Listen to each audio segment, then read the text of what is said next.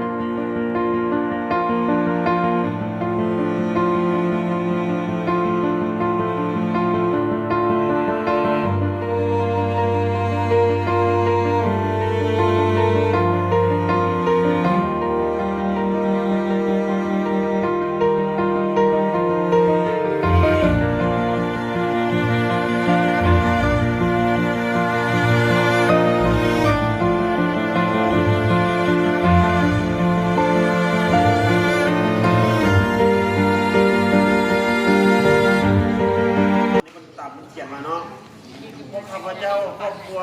วันนครและจันทครเนาะจันทครแล้วกันนางวิศวกรอันละกันเนื่องในโอกาสวันคล้ายวันเกิดของน้องน้อยของเพิ่นเนาะลูกน้อยของเพิ่นนางนิดาพรเนาะพ่อของบ่หลายดอก5รักตื่นเหล่าเนาะแล้วก็ผู้ร่วมบริจาคเนาะนางมาลีเนาะรายละเอียดที่เพิ่นเอาอาหารมานี่มีดังนี้เนาะมีข้าวผัดมีขนมมีหมากไม้เนาะแล้วก็1 มื้อก็คือของหมู่แหละก็ในโอกาสวันทำเกิดเนาะอาจารย์ขอเสียงปรบมือต้อนรับเนาะเมื่อเนาะเดินเสียงของคุณเนาะแล้วก็ในโอกาสส่งท้ายปีเก่าต้อนรับปีใหม่ที่มาฮอดมาถึงนี่เนาะปี2021กันปี2021ก็จะมาเข้ามาเนาะปี2020จะเบิดไปเนาะอาจารย์จะให้น้องคนนึงขึ้นตั้งหน้าให้แกทางมาด่าหมู่เพื่อนน้องนักเรียนทุกคนเนาะเอาทางน้องนางมูลเนาะไว้พรให้แกน้องน้อยเนาะน้องนิดาพรเนาะ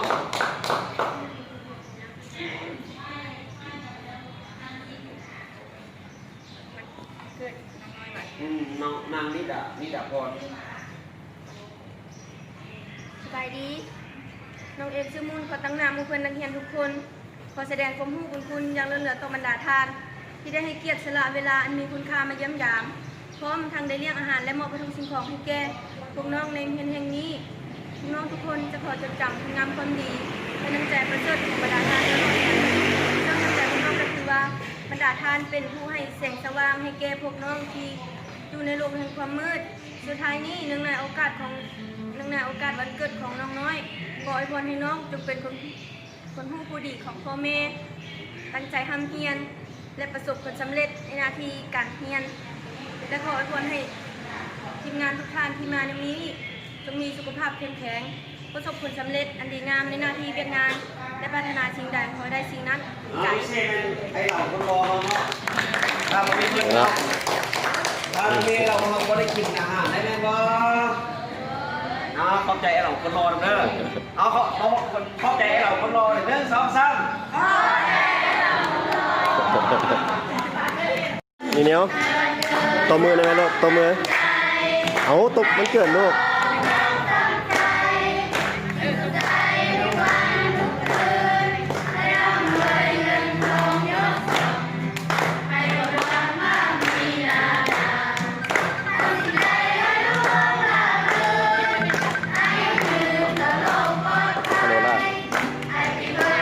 น้อง